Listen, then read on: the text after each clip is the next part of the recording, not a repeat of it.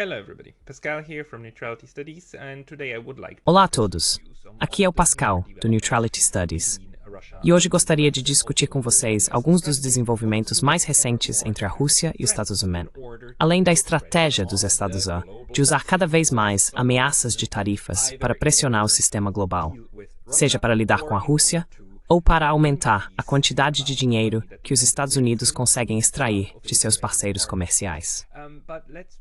Mas talvez possamos começar com a visita que aconteceu entre o senhor Vladimir Putin. Mr. Witkoff and Vladimir Putin. So, yesterday, on August 6th, Então, ontem, no dia 6 de agosto, o senhor Witkoff se encontrou com o senhor Putin, e segundo relatos, essa reunião durou 3 horas, o que é um período muito extenso, especialmente para um encontro com um chefe de Estado por alguém da Ucrânia, por alguém que não é um contraparte. Mas isso mostra que Vladimir Putin definitivamente atribui muito valor ao Sr. Witkoff e ao fato de que o Sr. Witkoff é o enviado pessoal de Donald Trump. Que ele não é apenas um embaixador dos Estados Unidos, não é apenas um representante, mas o elo direto com Donald Trump. Portanto, aparentemente, na visão de Putin, é apropriado dedicar muito tempo para discutir. appropriate to spend a lot of time in order to discuss, and as we know Mr. Putin, and I will show you this later as well, he E como sabemos, o Sr. Putin, e vou mostrar isso a vocês mais tarde também, provavelmente também usou o tempo para recapitular extensivamente todo o caso, porque isso é algo que ele tem feito repetidas vezes, voltar à história do conflito. Então, uma parte do longo tempo passado com o Sr. Witkoff pode ser explicada pela própria afinidade do Sr. Putin com a história do conflito. Agora, ontem ainda estávamos esperando a reação do Sr. Trump, porque o Sr. Witkoff, é claro, primeiro voltaria para Washington e depois informaria Trump diretamente, ou o informaria no avião, mas o informaria depois do fato. E o Sr. Trump, na verdade, não nos deu muita coisa, além de dizer que acha que houve progresso novamente.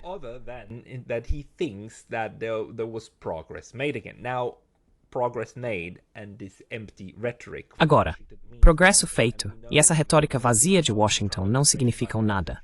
E já conhecemos o governo Trump. Ele pode mudar sua avaliação, sua retórica e seus discursos ao longo de uma noite, ou até menos. Mas neste momento, o Sr. Trump está até insinuando a possibilidade de vermos uma reunião entre ele, o Sr. Zelensky e o Sr. Putin. Devo dizer que não temos confirmação sobre isso por parte do Kremlin. E honestamente, eu duvido. Duvido muito que isso tenha feito parte, de qualquer forma, das discussões com o Sr. Putin. Porque temos várias declarações do Sr. Putin registradas, dizendo muito claramente que antes de uma reunião entre os líderes fazer sentido, é preciso discutir os detalhes. The leaders make sense, you need to discuss the details. The leaders are there in order to agree. Os líderes estão lá para concordar com a estrutura, mas os detalhes precisam ser resolvidos primeiro. Então interpreto isso como mais uma dessas declarações feitas mais para consumo interno nos Estados Unidos e na Europa do que como um plano real para o que pode acontecer com a Rússia. Isso também faz parte de algo que me incomoda muito, que é essa exibição pública de cada passo do processo de reaproximação diplomática, em que os Estados Unidos basicamente conduzem tudo às claras. Em vez de nos darem detalhes sobre o conteúdo, estamos sempre recebendo manchetes sobre quais serão os próximos passos e qual a probabilidade de que tal coisa aconteça.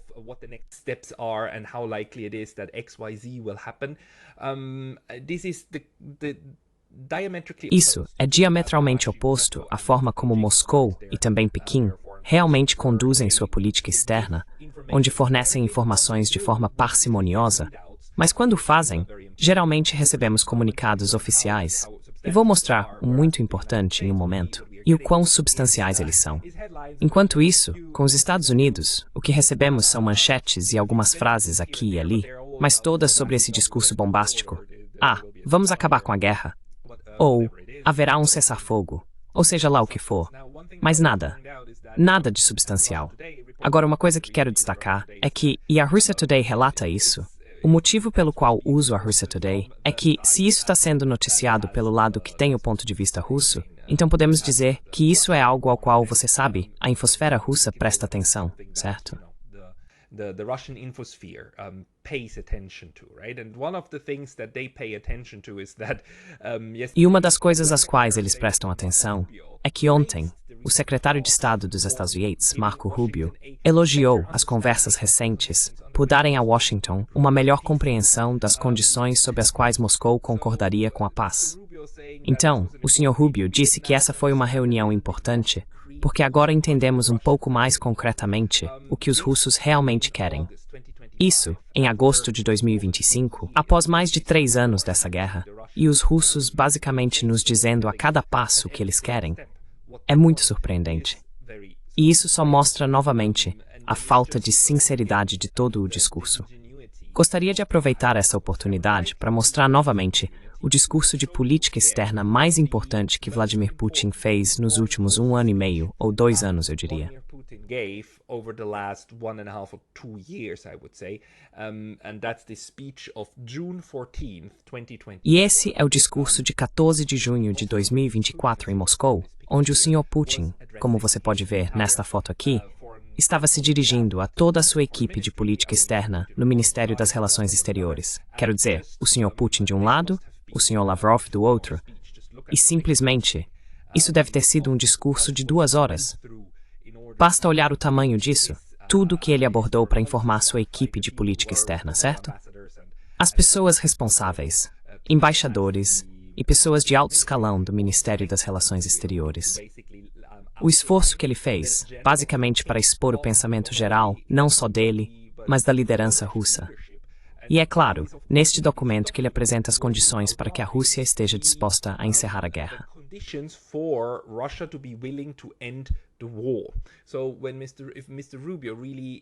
Então, se o Sr. Rubio realmente diz que só agora eles têm uma compreensão melhor do que os russos realmente querem, isso significa ou que ele está mentindo, ou que ele nunca, desde que assumiu o cargo em janeiro deste ano, se deu ao trabalho de simplesmente ler o que os russos estão nos dizendo.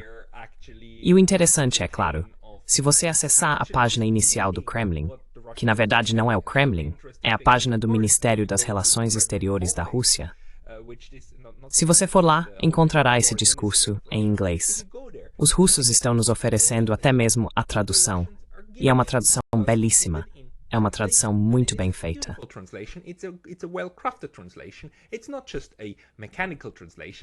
Não é apenas uma tradução mecânica. Na verdade, é uma tradução feita por profissionais, que é o mínimo que se espera do Ministério das Relações Exteriores de uma superpotência. Só quero destacar isso. Eles contratam pessoas para traduzir esses discursos e divulgá-los, provavelmente na esperança de que isso chegue a alguém. Quero dizer, o secretário de Estado, Rubio ou Donald Trump podem a qualquer momento pegar seus telefones e acessar esse discurso, assim como você e eu podemos. Só preciso resto repetidamente quando isso mas os russos não querem negociar. Não, eles querem.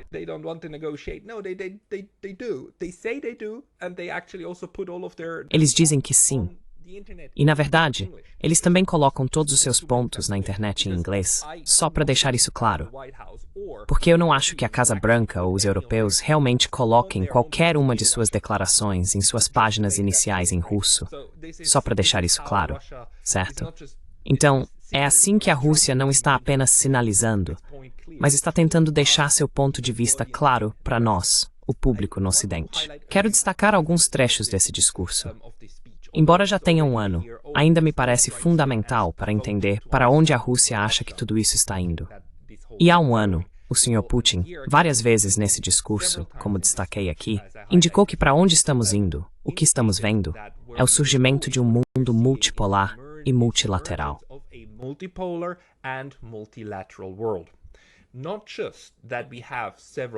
Não se trata apenas de termos vários centros de poder, mas também de que ele vê o sistema em que vivemos se desenvolvendo para um em que o multilateralismo prevalecerá.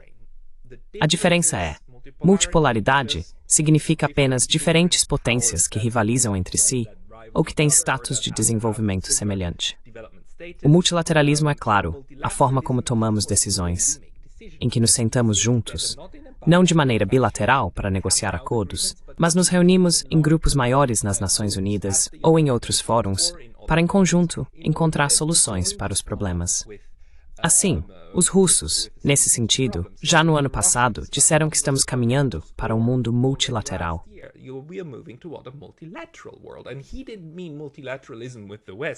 E ele não estava falando de multilateralismo com o Ocidente. Ele está, claro, falando de multilateralismo com os BRICS, onde ele vê o futuro do sistema global.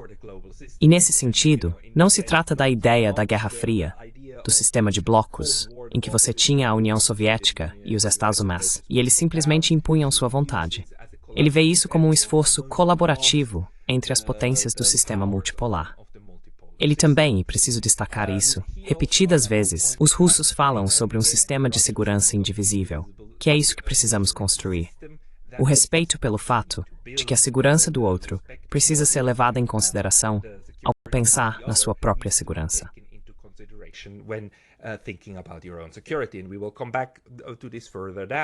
E vamos voltar a esse ponto mais adiante, porque, claro, os críticos vão dizer, sim, mas é a Rússia que está atacando a Ucrânia. Então, segurança indivisível, mas vamos retomar exatamente esse ponto. Nesse discurso fundamental, que na minha opinião ainda orienta o pensamento do Ministério das Relações Exteriores e da liderança da Rússia, Vladimir Putin também destaca que vê as potências ocidentais como aquelas lideradas pelos Estados Unidos e que elas acreditavam ter vencido a Guerra Fria e ter o direito de determinar como o mundo deveria ser organizado, com a expansão ilimitada do Bloco do Atlântico Norte.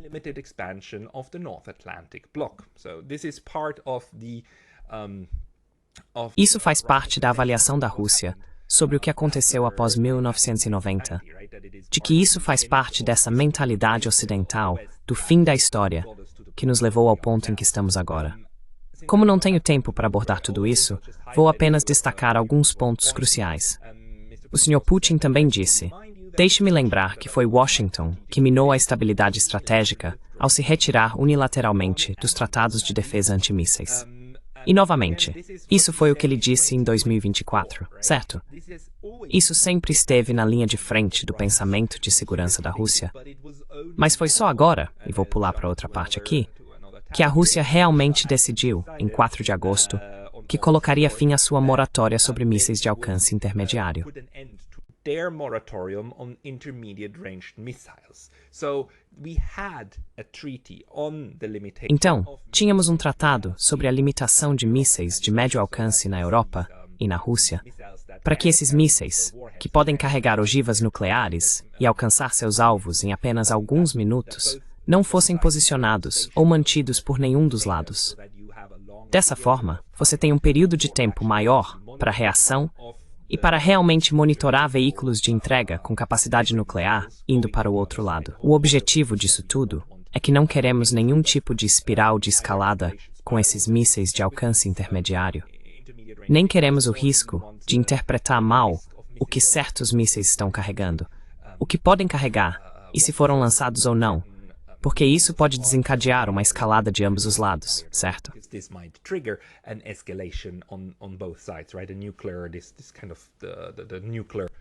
Um cenário de apocalipse nuclear desse tipo, em que uma má interpretação do que está vindo do outro lado leva esse lado a disparar parte de seus arsenais, talvez até arsenais com ogivas nucleares, o que então leva o outro lado a disparar também, e acabamos em uma guerra nuclear.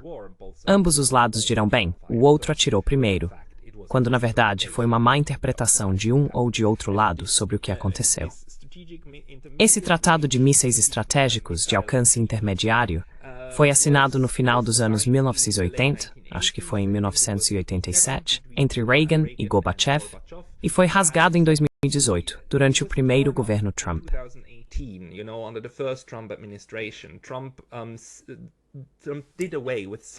Trump acabou com vários desses pilares e conquistas da democracia. O controle estratégico de armas, sendo o INF um deles, o JCPOA, o acordo com o Irã sobre suas armas nucleares, ao qual todos, inclusive a AIEA, disseram que o Irã estava aderindo. Ele acabou com esse também. E vimos que em ambos os casos, isso não avançou de fato a segurança da Europa ou dos Estados Unidos. Na verdade, piorou as coisas. Esses acordos estavam funcionando. O INF estava funcionando. nem a Rússia, nem os Estados Unidos e a Europa tinham esses mísseis de alcance intermediário. Pelo menos não a ponto de o outro lado reclamar manifestamente sobre isso. E Trump acabou com esses acordos em 2018. E agora eles estão até falando e trabalhando para trazer de volta esses mísseis de alcance intermediário para o continente europeu, estacionando-os na Alemanha, na Polônia e em outros lugares.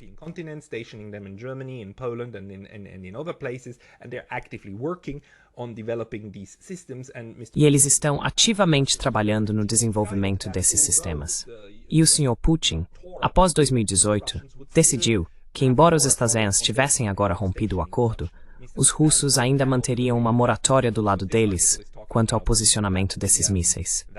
E agora eles acabaram com isso. É sobre isso que este artigo está falando hoje.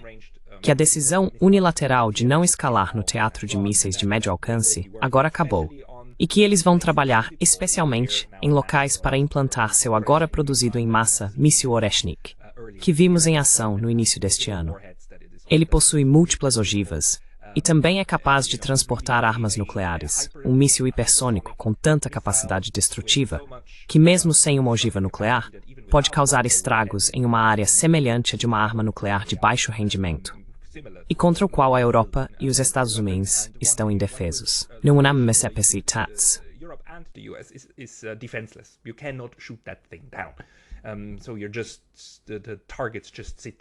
Então os alvos simplesmente ficam lá. E o cenário que estamos analisando é semelhante ao que aconteceu entre Irã e Israel, onde ambos os lados não conseguiram interceptar os mísseis um do outro e ambos estavam sofrendo danos. E aqui, a Rússia está dizendo que agora pode causar danos ao continente europeu onde quiser e que não há nada que vocês possam fazer a respeito. Especialmente agora, especialmente se vocês não estiverem dispostos a ter qualquer tipo de acordo legalmente vinculativo e verificável que proíba o uso ou o posicionamento dessas armas. Então isso é apenas parte da escalada, e também me mostra que as negociações com os americanos não estão indo como realmente deveriam. Mas vamos voltar a isso em um momento, porque eu quero mostrar a vocês mais alguns trechos do discurso de 2024. Esse discurso muito longo do Sr. Putin.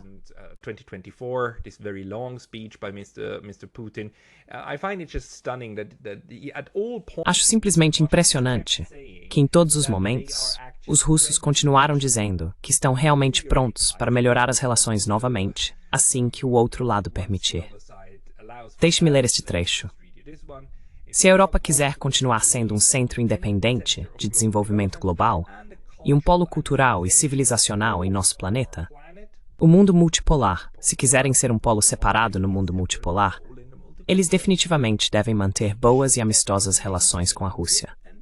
O mais importante é que estamos prontos para isso. Mesmo em 2024, mesmo depois de tudo que aconteceu, os russos ainda dizem: olhem, europeus, quando vocês recuperarem o bom senso, quando estiverem prontos, ainda estaremos aqui, certo?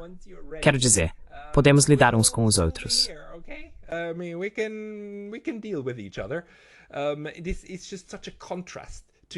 É um contraste tão grande com os discursos dos alemães, franceses, poloneses e líderes bálticos, que nunca perdem a oportunidade de enquadrar a Rússia como inimiga, um inimigo mortal, e dizem que nada além de uma vitória estratégica absoluta é aceitável, certo? Os russos sempre foram muito mais tranquilos e disseram algo como: olha, quando vocês voltarem, vocês voltaram. Nós ainda estamos aqui, certo? Deixe-me também te mostrar este exemplo. Quando ele diz ao Ministério das Relações Exteriores: instrua vocês a ajudar o máximo possível no desenvolvimento de acordos internacionais em todas essas áreas de multilateralismo. Elas são extremamente importantes para fortalecer a cooperação econômica entre nosso país e nossos parceiros.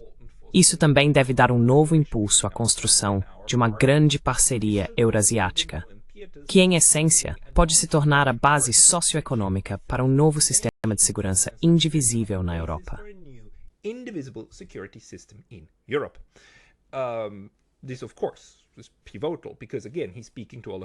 Isso, é claro, é fundamental, porque, novamente, ele está falando com todos os seus embaixadores, com toda a sua equipe de política externa, certo?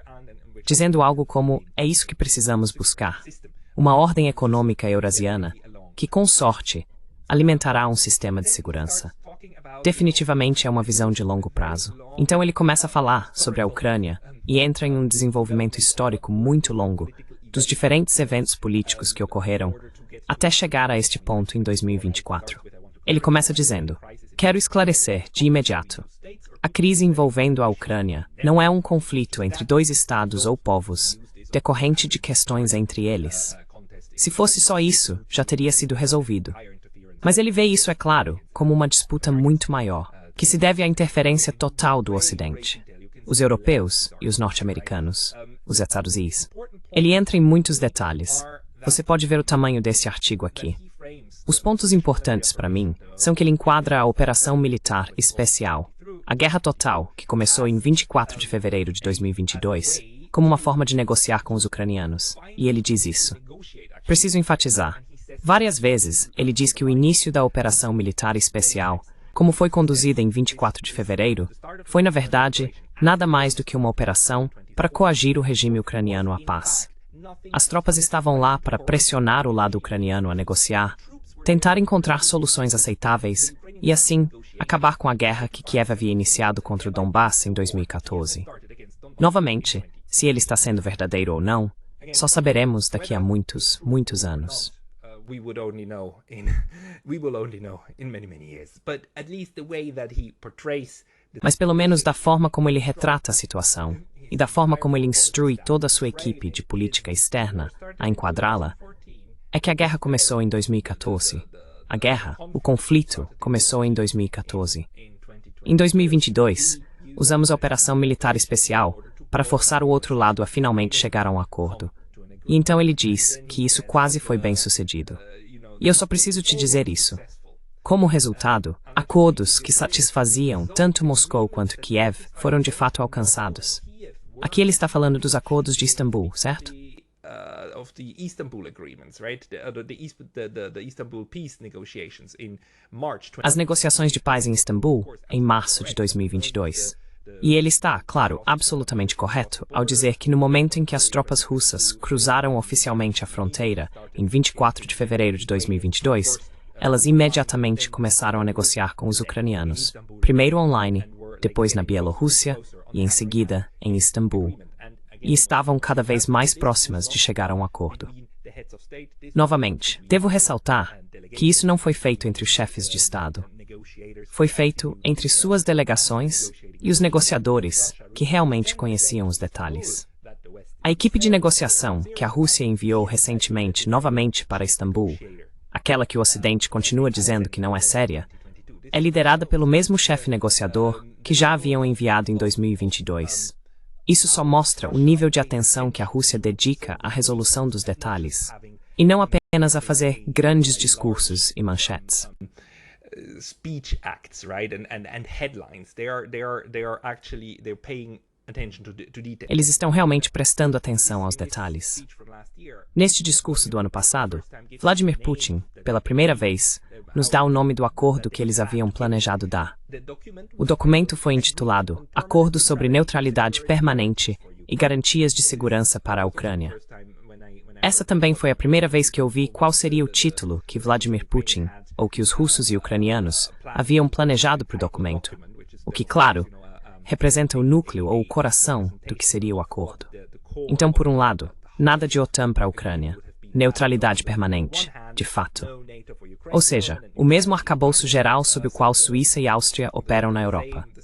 E sim, podemos discutir o quanto eles ainda seguem isso, e assim por diante. Mas ainda é o arcabouço que eles usam para pensar sua própria política externa. Certo? But it is still the framework that they use in order to think of their own foreign policy, right? Permanent neutrality and security guarantees for... A neutralidade permanente e as garantias de segurança para a Ucrânia, incluindo a desmilitarização e desnazificação da Ucrânia, foram, segundo Vladimir Putin, incluídas neste documento. Ele destaca que a segunda parte do título, Garantias de Segurança para a Ucrânia, era, na sua visão, algo doloroso para a Rússia aceitar. Ele afirma que a Rússia, que também compreendia as preocupações de segurança da Ucrânia, concordou que a Ucrânia receberia garantias semelhantes às que os membros da OTAN desfrutam, sem aderir formalmente à aliança. Foi uma decisão difícil para nós, mas reconhecemos a legitimidade das exigências da Ucrânia para garantir sua segurança, e não nos opusemos à redação proposta por Kiev. To the wording proposed by Kiev. This is actually a very important point because Este é, na verdade, um ponto muito importante, porque temos estudiosos ocidentais, o Sr. Hakenko e eu esqueci o nome do segundo, que em fevereiro ou março deste ano conseguiram obter alguns rascunhos de tratados desse acordo de 2022. Eles os analisaram, e sua conclusão final sobre por que não aconteceu é, primeiro, porque a Rússia realmente invadiu. Esse é o primeiro motivo. E, em segundo lugar, porque de última hora, os russos incluíram discretamente um pequeno poder de veto para a Rússia sobre as garantias de segurança que a Ucrânia receberia dos europeus. O ponto é que o que o Sr. Vladimir Putin diz aqui não está errado. Os russos concordaram que as potências ocidentais, os países da OTAN, dariam garantias de segurança à Ucrânia, mas que a Rússia também daria garantias de segurança. Em caso de emergência, ambos os lados, os europeus, os países da OTAN e a Rússia, teriam que se reunir e concordar sobre como fortalecer a segurança da Ucrânia, o que na prática dá à Rússia um veto sobre todas as garantias de segurança. A veto over all of these security guarantees, and that the inclusion of that E que a inclusão dessa cláusula foi o motivo pelo qual os ucranianos finalmente tiveram que se retirar, também em combinação com Bucha. Essa é uma questão em aberto, e nós não sabemos. Não sabemos se as versões do acordo que o Sr. Hashenko e seu colega analisaram são as versões finais, se são versões intermediárias, ou se são de negociações em estágios posteriores também. Não sabemos se temos o quadro completo. Também não sabemos se é verdade. Não sabemos se essas inserções foram realmente feitas pelos russos, ou se isso foi algo inserido discretamente para criar a ilusão de que a Rússia finalmente sabotou o acordo.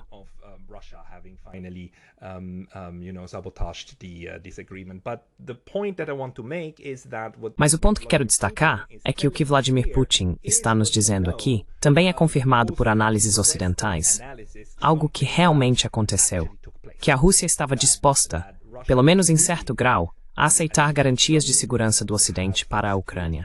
E, novamente, isso remete ao ponto que ele fez anteriormente, e que muitos diplomatas russos e especialistas em política externa vêm defendendo, que os russos enxergam a segurança como algo indivisível e que a segurança do outro é algo que precisa ser levado em consideração. Eles aceitam isso. Tudo bem. Sim, embora estejam em guerra contra a Ucrânia tem necessidades de segurança. E se quisermos chegar a um acordo negociado, se quisermos uma solução diplomática, então precisamos levar isso em conta.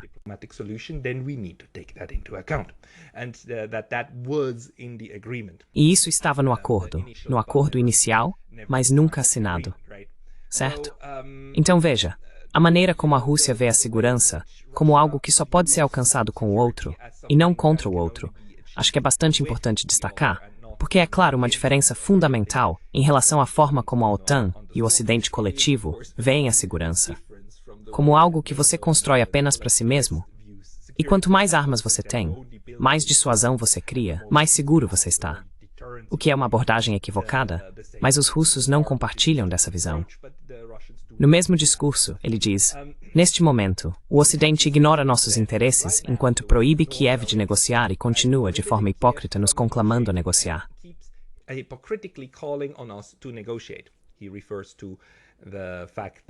Ele se refere ao fato de que o Sr. Zelensky ainda mantém em vigor um decreto presidencial que proíbe o próprio presidente da Ucrânia e futuros presidentes de negociar diretamente com Vladimir Putin, certo? Isso parece simplesmente idiota. Por um lado, eles estão proibidos de negociar conosco, mas somos chamados a negociar, dando a entender que nos recusamos a fazê-lo. É um absurdo. Parece que estamos vivendo em algum tipo de mundo de fantasia.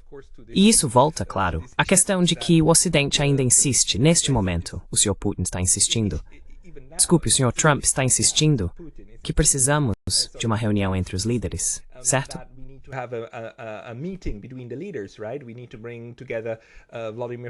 Precisamos reunir Vladimir Putin e Volodymyr Zelensky. E o Sr. Putin continua dizendo, veja, isso não vai nos levar muito longe porque não podemos negociar os detalhes, obviamente. Só podemos tratar do grande quadro geral. Em segundo lugar, se vocês realmente levassem isso a sério, forçariam os ucranianos a revogar esse decreto, que ainda está em vigor até agora. Portanto, se o Sr. Zelensky realmente se encontrasse com o Sr. Putin, isso infringiria o próprio Código Legal da Ucrânia, da forma como está estabelecido.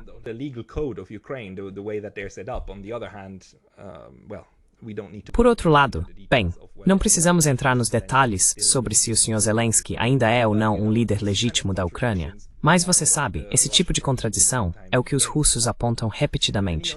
E ele também diz: nossas condições para iniciar as negociações são simples e se resumem ao seguinte. E isso é crucial, certo? Pessoas como John Mearsheimer vêm repetindo isso desde 14 de junho de 2024. Pessoas do Irã, assim como todos os analistas que acompanham esse conflito, vêm repetindo várias vezes que se você quer saber quais são os requisitos reais dos russos para chegar a um cessar-fogo, este é o documento a ser consultado. Eles nos fornecem o documento.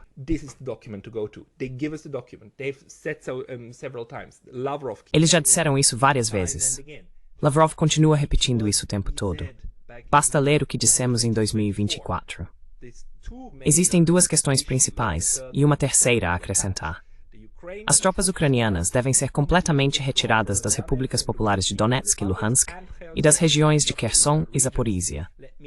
Deixe-me observar que elas devem ser retiradas de todo o território dessas regiões, dentro de suas fronteiras administrativas, na época em que faziam parte da Ucrânia. Esta última parte é a exigência de que as tropas não sejam apenas retiradas do campo de batalha ativo, mas de toda a área, todas as 4 regiões, que no momento em que o Sr. Putin escreveu ou leu isso, não estavam sob o controle total do exército russo.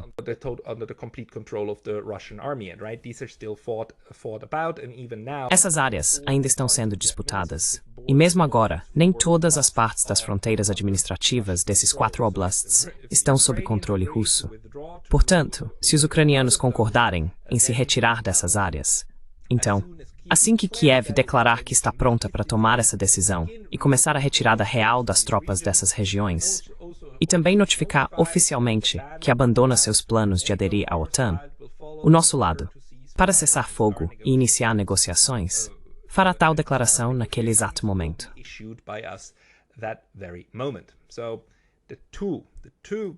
Então as duas grandes condições são retirar-se dos 4 oblasts que a Rússia já incorporou ao seu território estatal e afirma não, isso agora é território russo, ponto final.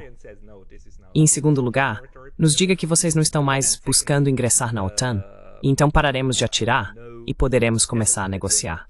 Porque, obviamente, é necessário chegar a um acordo formal e incluir mecanismos de verificação. Algo que os russos vão querer porque entendem que, da última vez que fizeram um acordo de Minsk, não funcionou e não foi implementado corretamente pelo lado ucraniano. Portanto, eles vão querer algum tipo de mecanismo de verificação para garantir que as mudanças políticas necessárias em Kiev aconteçam. Então, sim, esses são termos muito duros.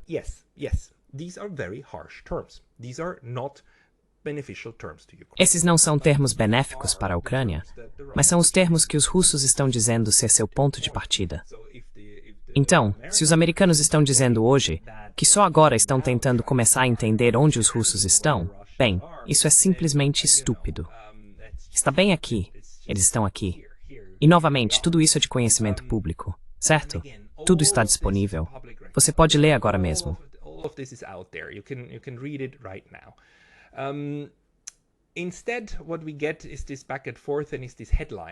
Em vez disso, o que vemos é esse vai e vem e essas ideias chamativas novamente sobre reuniões de líderes e assim por diante, e grandes acordos. E isso é frustrante. Mas é frustrante da mesma forma que uma gripe é frustrante. Você simplesmente tem que lidar com isso. Infelizmente, temos que lidar com o fato de que os americanos fazem política de grandes potências de uma maneira muito diferente dos russos. Mas é por isso que, quando tentamos entender isso, precisamos decifrar no contexto de como os russos estão abordando essas mesmas negociações. Ao mesmo tempo, você sabe, a tática dos Estados Unidos é, claro, colocar muita pressão em diferentes pontos. Mais fortemente agora ao ameaçar até mesmo os amigos da Rússia, como estados neutros. Certo? como a Índia, dizendo que eles teriam que parar de comprar petróleo russo. Até agora os US reclamaram disso, os europeus reclamaram disso, mas não fizeram nada a respeito. Quero dizer, os europeus até continuam comprando o petróleo que a Índia compra da Rússia e depois revende para a Europa. E a ideia do Sr. Trump agora é combinar essas negociações com a Rússia, ou essas conversas de paz, embora eu realmente não ache que sejam mais conversas de paz. Peace talks, although I don't really think that they're peace talks anymore. I do think that they are more or less just a political. Eu realmente acho que isso é mais ou menos apenas um processo político para satisfazer o público interno nos Estados Unidos, o eleitorado dele, mostrando que ele ainda está tentando conseguir alguma coisa, mas que suas tentativas estão sendo frustradas pelo Vladimir Putin, que seria irracional. É assim que eu interpreto. Mas agora, a ideia mais recente de como aumentar a pressão é apertar o cerco contra terceiros países. E claro, isso vai sair pela culatra de forma enorme. Já está dando errado enquanto falamos. A Índia não está aceitando isso. A Índia não está disposta a simplesmente abrir mão do comércio com a Rússia só para se aproximar dos Estados Unidos. To cuddle up to the United States, and so is actually also Brazil. E o Brasil também está nessa situação, na verdade. Engraçado, e por um motivo diferente, o Sr. Trump também disse que vai impor tarifas de 50% ao Brasil, porque o país tem um processo judicial contra o ex-presidente, Sr. Bolsonaro. Isso é algo que Trump disse ser inaceitável para ele, que o sistema judiciário brasileiro esteja agindo internamente contra o político de direita, e por isso 50% de tarifas. E o Sr. Lula está dizendo que não concorda com isso. Não vamos mudar nosso sistema judiciário só para que o presidente dos Estados Unidos tenha a palavra final sobre como o Brasil funciona.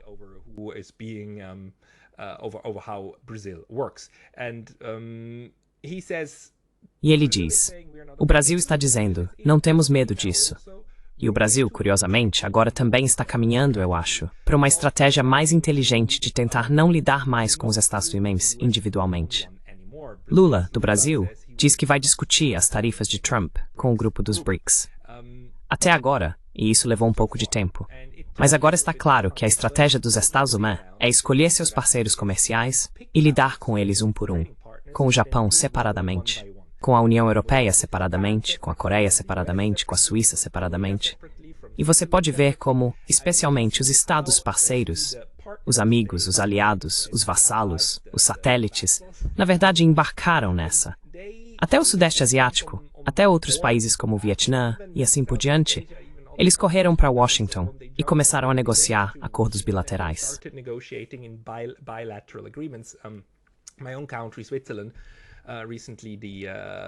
Meu próprio país, a Suíça. Recentemente, 2 dos nossos 7 ministros, temos apenas 7, realmente voaram para os Estados Unidos para negociar a redução das tarifas de 39% que Trump, de repente, no dia 1º de agosto, decidiu impor à Suíça por causa de um déficit comercial. Isso é, claro, uma estratégia em que o parceiro mais poderoso, que é sempre os Estados Unidos com qualquer um, porque os Estados Unidos ainda são a maior economia do mundo, bem, não em termos de PPC, mas nominalmente, sempre tem um peso desproporcional. Então, ir pegando-os um por um também é o motivo pelo qual Rússia e China estão falando sobre a importância do multilateralismo, porque é aí que outros países têm mais espaço para negociar.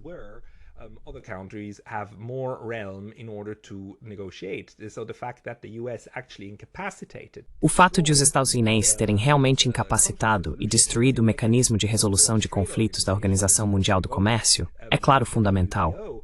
A OMC não pode fazer nada, porque é um órgão multilateral, mas esse foi neutralizado, e agora os Estados estão tentando colocar todos esses outros parceiros uns contra os outros, certo? Tentam colocar os japoneses contra os coreanos, contra os taiwaneses, contra os suíços, contra os europeus, porque a questão, na verdade, não é se algum deles vai conseguir um acordo comercial favorável ou não. A questão para os parceiros passa a ser: quão favorável é o nosso acordo comercial em comparação com os outros? Japão e Coreia gostariam de estar em um acordo semelhante, mesmo que seja 15%. mesmo que seja 20%.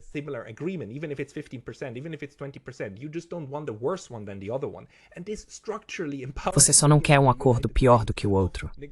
E isso, estruturalmente, dá mais poder aos Estados Unidos para negociar acordos cada vez melhores, extraindo mais moeda, mais dinheiro e mais concessões de seus parceiros. Assim, na verdade, isso se torna um jogo do Japão contra a Coreia, contra a Suíça, contra a União Europeia, e não mais desses estados com os Estados Unidos. Porque você se preocupa em ter condições de igualdade com os outros. Os Estados Unidos apresentam isso como uma tentativa de trazer mais industrialização de volta para o país e ter mais produtos feitos na América. Mas, na verdade, o que eles estão tentando fazer é colocar esses diferentes parceiros uns para os outros. To pit these different partners against each other. And for the first time, I think we're seeing from E pela primeira vez, acho que estamos vendo nos países do BRICS a percepção de que eles precisam agir contra essa estratégia. Não contra as tarifas em si, mas contra a estratégia de tentar escolher países um a um, e que Brasil e Índia agora têm todos os incentivos para também dialogar com chineses, russos e outros, a fim de encontrar uma solução multilateral. Então essa compreensão demorou um pouco, mas acredito que é muito importante que o Lula agora siga por esse caminho e que eles tentem, talvez, ter uma posição comum de negociação.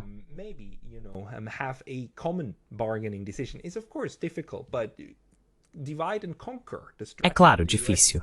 Dividir para conquistar. A estratégia que os Estados Unidos estão usando atualmente com seus parceiros comerciais só pode ser derrotada encontrando um padrão mínimo com o qual todos esses países concordem.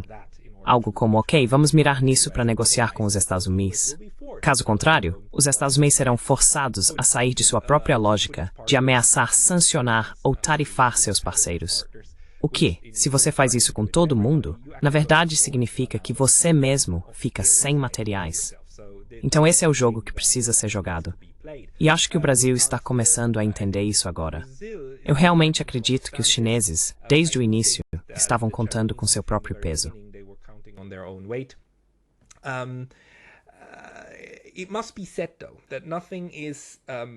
Deve-se dizer, porém, que nada no momento é muito claro, a contra B.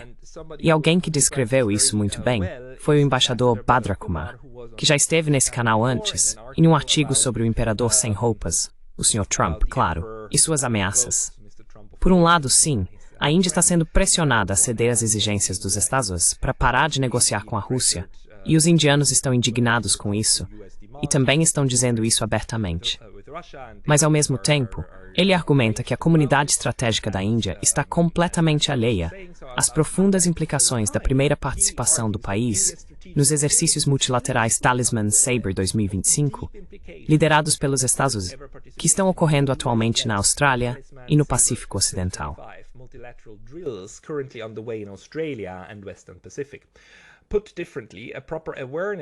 Em outras palavras, falta uma compreensão adequada de que o comércio de petróleo da Rússia com a Índia é apenas um pequeno exemplo da estratégia de contenção do Ocidente contra a Rússia.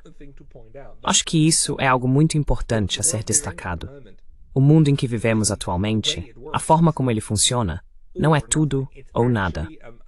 Na verdade, trata-se de uma abordagem em múltiplas camadas de todos os lados, tentando exercer pressão sobre os outros. Há cooperação em algumas áreas, enquanto existe competição em outras, e os indianos estão de fato jogando conforme essas regras.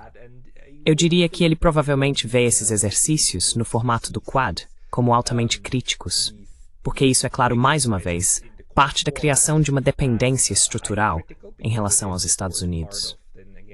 Structural dependence on the United States. On the other hand, India does have. Por outro lado, a Índia realmente tem disputas com a China, e até agora quis usar o Quad como um contrapeso à China, para jogar dos dois lados. O que a abordagem do Sr. Trump, de impor todas essas pressões sobre a Índia agora, faz, é claro, dar à Índia mais incentivo para abrir mão disso, para começar a ver os Estados Unidos mais como uma ameaça potencial do que como um parceiro. Acho que isso provavelmente vai influenciar também o cálculo militar. Embora o embaixador Badra Kumar esteja absolutamente correto ao dizer que essas implicações são enormes, esses exercícios são realizados no nível militar a militar, E nesse nível, as forças também estão tentando firmar acordos para se comunicarem entre si e fortalecer esses laços. Isso é algo que não vai se dissolver de um dia para o outro. Portanto, em conclusão, vivemos em um mundo com múltiplas camadas e várias táticas acontecendo ao mesmo tempo. E não estamos vivendo em um mundo com uma cortina de ferro, de forma alguma. We are not living in a world with an iron curtain, not at all. Even the ostracizing of Russia, the way the European... Mesmo o ostracismo da Rússia, a maneira como europeus e americanos gostariam de retratar a Rússia como pária do mundo, isso é um absurdo. É um absurdo. Todos estão interconectados de uma forma ou de outra. E foi destacado, especialmente pela Índia, que até os Estados Unidos ainda compram produtos da Rússia, incluindo urânio, e que ainda há comércio acontecendo entre os Estados Unidos e a Rússia, mesmo enquanto travam uma guerra por procuração em torno da Ucrânia. Então, isso é apenas um fato sobre como o sistema atual funciona. Temos conflito, temos guerra e paz acontecendo ao mesmo tempo, com pressão sendo exercida tanto sobre inimigos quanto sobre aliados nesses vários campos. Da economia, à cultura, da guerra de propaganda à guerra cinética.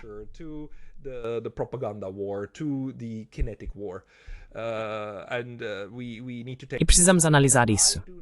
Não acredito que uma reunião entre o Sr. Zelensky, o Sr. Trump e o Sr. Putin vá acontecer tão cedo, porque os russos têm sido relativamente claros sobre quais condições precisam ser atendidas primeiro.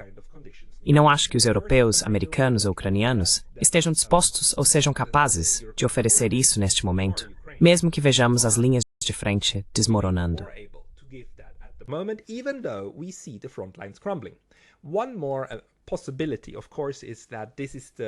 Outra possibilidade, é claro, é que isso seja o início de uma mudança nas narrativas. Porque se a avaliação no Ocidente agora é de que a guerra na Ucrânia está realmente perdida, o que é preciso evitar é uma narrativa dessa derrota. E pode ser que estejamos vendo o começo dos preparativos para a rendição da Ucrânia, porque as linhas de frente estão cedendo. A Ucrânia, a partir de todos os movimentos que estamos observando e dos avanços que os russos conseguiram nas últimas semanas, parece que o colapso do exército ucraniano está ao alcance ainda este ano. E precisamos ser muito, muito cautelosos com isso, porque não confiem em mim quando se trata de análise militar. Don't trust me when it comes to military analysis. Mas é isso que parece, considerando a forma como várias cidades ucranianas têm caído e o quão perto os russos estão chegando do Dnieper. Portanto, se de fato canais como The Duran e alguns outros analistas, além de John Mearsheimer, estiverem corretos, então a derrota militar da Ucrânia não está longe e também não será revertida, nem mesmo por mísseis de médio alcance disparados contra o coração da Rússia. Os combates reais na Ucrânia seguem um caminho relativamente claro. Assim, é possível que este seja o início de uma tentativa de mudar a narrativa e vender uma rendição da Ucrânia como um cessar-fogo negociado. Isso também talvez seja possível.